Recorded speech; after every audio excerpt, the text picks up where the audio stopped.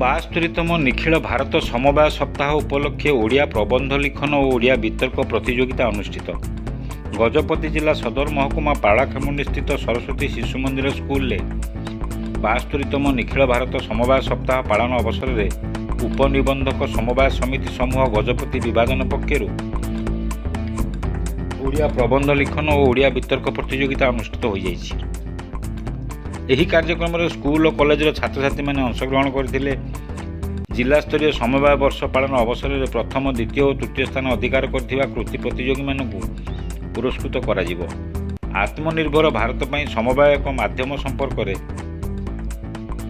ପ୍ରତିଯୋଗିତା ଅନୁଷ୍ଠିତ ହୋଇଥିଲା। ଏହି କାର୍ଯ୍ୟକ୍ରମରେ ଏଆରସିସି ତଥା ଡିଆରସିସି, ହରିହର ସେଠ, ସମବାୟ ସମିତିର ସମ୍ପାଦକ, କର୍ମଚାରୀ ପ୍ରମୁଖ ଉପସ୍ଥିତ ରହି କାର୍ଯ୍ୟକ୍ରମକୁ ପରିଚାଳନା କରିଥିଲେ।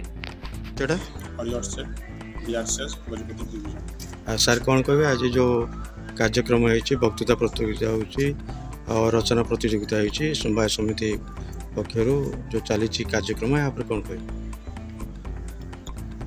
ଏ ବର୍ଷ 72ତମ ଆମର ଅଲ୍ ଇଣ୍ଡିଆ କୋଅପରେଟିଭ ସେଲିବ୍ରେସନ୍ ହେଉଛି। ସେଥିପାଇଁ ଆମର ରାଜ୍ୟ ସାରା ସବୁ ଜିଲ୍ଲାରେ ସମବାୟ ସପ୍ତାହ ପାଳନ କରାଯାଉଛି। ଏହି ପରିପ୍ରେକ୍ଷୀରେ ଆମ ଗଜପତି ଜିଲ୍ଲାରେ ମଧ୍ୟ ତାହା ପାଳନ କରାଯାଉଛି, ଯାହାକି ଆସନ୍ତା 20 ତାରିଖ ପର୍ଯ୍ୟନ୍ତ ଚାଲିବ।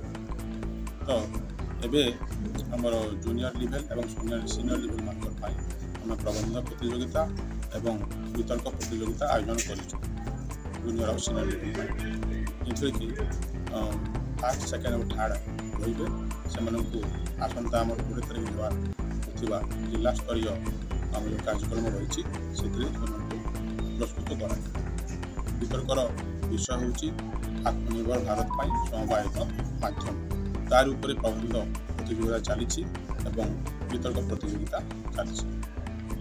ଗଜପତିରୁ ବିବେକାନନ୍ଦ ବେହେରାଙ୍କ ରିପୋର୍ଟ, ଖୋଲା ଖବର ଟିଭି।